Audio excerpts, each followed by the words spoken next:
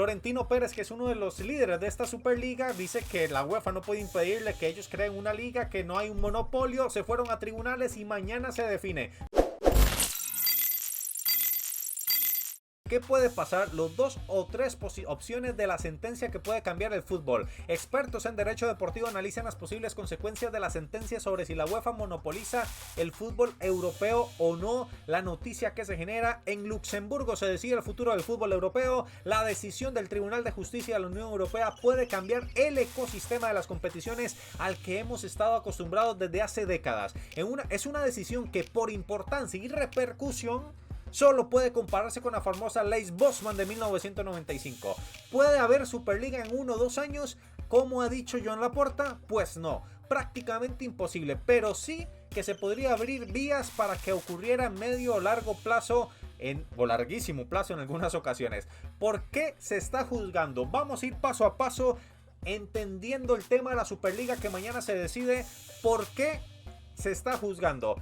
Por resumirlo muy rápidamente, si FIFA y UEFA van contra la libre competencia europea de actividades económicas, considerando una competición de fútbol como la Superliga precisamente como eso, una actividad económica. Tanto FIFA como UEFA se otorgan el poder de autorizar, mejor dicho, de no autorizar nuevas competiciones internacionales de clubes y hasta de sanciones a los promotores y participantes en competiciones no autorizadas por ellos. Y eso es lo que está en discusión. En resumen, la discusión es si la FIFA o la UEFA, en este caso más la UEFA, tiene potestad sobre clubes para impedirles generar nuevas competiciones. Eso es lo que los tribunales en Luxemburgo están determinando, si la UEFA monopoliza el fútbol europeo y tiene decisión sobre qué o no se juega. Eso es lo que se está viendo con el tema de la Superliga que eran 10 clubes, en un principio todos los grandes de Europa, la mayoría de grandes de Europa intentando jugar una liga para crear y que ellos participen todos los días con partidazos y crear mejoras económicas, porque el fútbol se está viendo muy perjudicado. Eso es lo que se está valorando en Luxemburgo. Y vamos con más. Y todo empezó en el juzgado madrileño de una forma bastante rocambolesca cuando Florentino Pérez hizo su primer intento de presentar la Superliga, además de improvisar una presentación surrealista en el Chiringuito, y muy pocas horas después de que todo explotase, ya estaban demandando a UEFA y FIFA al juzgado número 17 de lo mercantil en Madrid. Les acusaba de tener un monopolio del fútbol europeo. El anuncio fue el 18 de abril del 2021, un domingo, y pocas horas más tarde, sobre las 10 de la mañana del lunes, increíble pero cierto, presentaron esta demanda que incluía una solicitud de medidas cautelares y que recayó en el citado juzgado de lo mercantil. Un día más tarde, el 20 de abril, para sorpresa mayúscula de todos los expertos consultados, la incipiente Superliga ya tenía medidas cautelares concedidas sin escuchar a la otra parte. Esto es la Superliga, que se fue a los tribunales. Aún así, el proyecto no duró ni 3 días. Enseguida se bajaron del barco 9 de los 12 clubes que empezaron la Superliga. Apenas 48 horas después ya solo quedaban el Real Madrid, ideólogo y principal responsable de este arranque, el Barcelona y la Juventus. Las reacciones no se hicieron esperar. La UEFA lo sancionó con un tanto por ciento de los ingresos que iban a recibir, pero el mismo juzgado madrileño dejó sin efecto esta sanción porque decía que iba contra sus medidas cautelares previas y elevó el caso al Tribunal Europeo, que es el de Luxemburgo. Tuvo la osadía además de meterles prisa calificando el caso como urgente. El tribunal, el TJUE, enseguida puso a este juez en su sitio diciéndole que no era urgente y que el caso sugería su proceso en los tiempos formales. Por cierto, que el titular del juzgado, una vez tomadas esas decisiones, tuvo que dejarlo porque estaba de manera provisional en el 17 y fue reasignado. Es muy raro ver una sucesión de acontecimientos judiciales a esta velocidad. Hablan de la Superliga. El resto es historia. El abogado general del Tribunal Europeo llegó a unas conclusiones muy contrarias a la tesis de la Superliga en diciembre del año pasado, y desde entonces la empresa que defiende los intereses de esta competición, A22, se ha empeñado en intentar reconducir el relato para corregir graves errores iniciales. Competición cerrada que pronto pasaba a ser abiertísima, mientras hacen vida diaria y rutina junto al Real Madrid, llegando incluso a viajar muchas veces en las mismas expediciones del conjunto blanco, con uno más evangelizando con su propuesta para ver si revierten la situación. ¿Qué pasa si la sentencia la gana la Superliga? ¿Qué pasa si la sentencia la gana la Superliga? Este medio relevo se ha puesto en contacto con varios prestigiosos expertos en derecho internacional y deportivo. Para Juan de Dios Crespo, si la sentencia favoreciera al Real Madrid y a A22, el futuro de la presunta competición seguiría estando muy complicado. Si gana la Superliga, podrá ser la Superliga que quieran, pero no será el fin del camino. UEFA siempre podrá decir que no está dispuesta a este funcionamiento y pedir a sus federativos y ligas que no permitan la competición. O sea, si la Superliga gana, la UEFA va a las federaciones y otra vez federaciones contra la Superliga.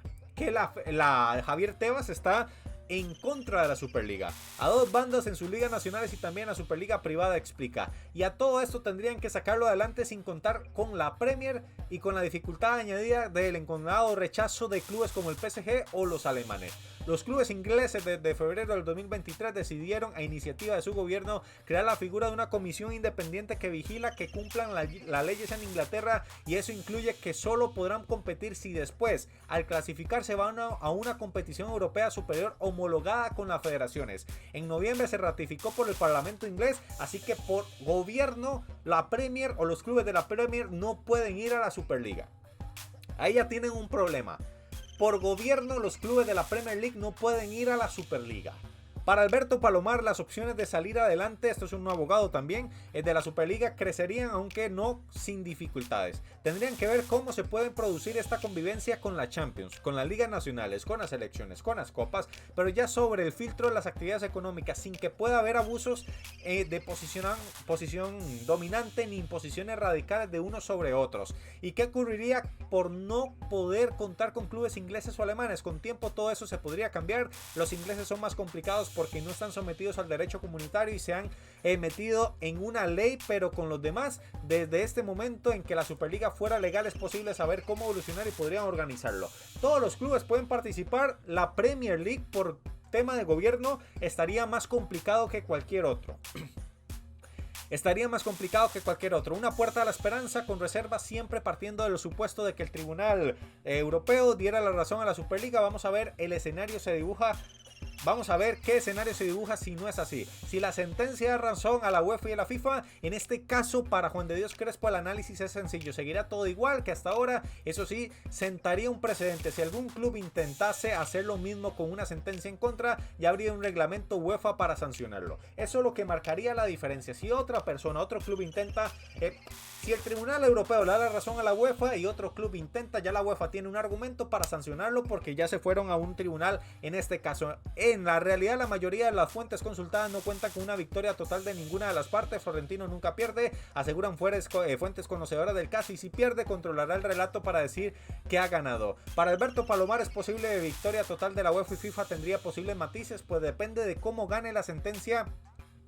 Lo que tendría que determinar es si UEFA puede sancionar una actividad como la Superliga y qué alcance puede tener estas sanciones. Si dicen que puede coexistir, siempre que no tenga los mismos jugadores y las mismas licencias, será otro tipo de victoria. Pero lo importante es saber si pueden sancionar. Creo que la sentencia no va a dejar satisfecho totalmente a ninguna de las dos partes, eso está clarísimo. El abogado general en principio era pro UEFA. Es muy raro que en derecho comunitario desatiendan totalmente al abogado general. Hay que pensar que habrá matices para unos y para otros. La victoria no va a ser 100% de alguien, pero tendrá matices para alguno. Sentencia tibia ni para uno ni para otro. ¿Qué pasa bajo esa circunstancia? En el peor de los escenarios posibles, porque en lugar de sentenciar un precedente y terminar con una controversia para un lado o para el otro, lo que ocurriría es que seguirían tirando todos por la calle del medio y el panorama, lejos de aclararse, se llenaría todavía más de fango. Alberto Palomar lo ve así. Si no hay una sentencia clara, los clubes tendrán que ver si el futuro es una liga estrictamente comercial separada de UEFA, sin poder competir en España, y si por lo contrario se pliegan en una negociación con UEFA y llegan a un acuerdo, que no van a llegar a un acuerdo. UEFA no va a permitir nunca más o nunca esa Superliga. Para Juan de Dios Crespo, otro abogado, sería un cóctel de los dos. Usted puede hacerlo, pero sin competir al mismo tiempo en las ligas nacionales. No podrá competir en ambas vías. Así que es improbable tampoco. Solo faltaría en ese caso que UEFA aceptase negociar con A22 y lo que quedase de la Superliga, que ya ha dicho que varias ocasiones que no lo haría. De nuevo, en opinión de Crespo, mi impresión después de leer lo que el abogado general Ratos decidió es que la Superliga no va a ganar el procedimiento, aunque consigan una mínima parte de razón. La creencia es que seguirá siendo una victoria total a efectos prácticos de la UEFA. Al final, la decisión mañana de Luxemburgo sería de que no pueden hacer la Superliga en principio.